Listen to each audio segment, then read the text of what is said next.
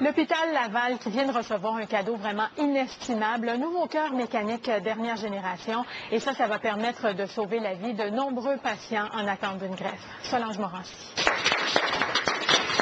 Cet appareil remplace le cœur et les poumons qui ne suffisent plus à la tâche chez un grand malade. Par exemple, l'an dernier, des cardiaques atteints par le H1N1 ne survivaient pas sans le support du cœur mécanique.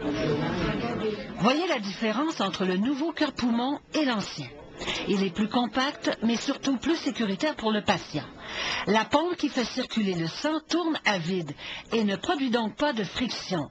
La chaleur n'altère pas la santé des cellules sanguines.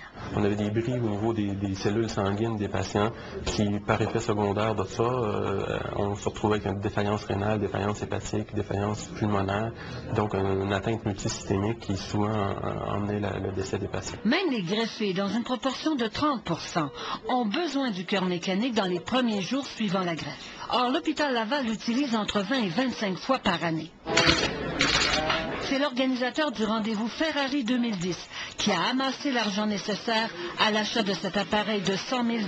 La mission du club, c'est de servir nos voitures pour faire des levées de fonds. Puis, c'est exactement ce qu'on fait. On a fait ici à Québec. Puis, on va pouvoir le porter avec ça ici, ça fait 10 kilos. À quelques pas du bloc opératoire, le cœur mécanique nouvelle génération suscite beaucoup d'intérêt chez le personnel. L'hôpital Laval a remercié le donateur à maintes reprises parce qu'incapable de se payer une telle technologie. C'est certain que c'était un appareil qui était sur notre liste d'acquisition, mais il ne nous était pas possible de l'acquérir à ce moment-ci. Le nouveau cœur mécanique a été approuvé par Santé Canada. Il est le premier en Amérique du Nord. Solange Morancy, TVA Nouvelles, à Québec.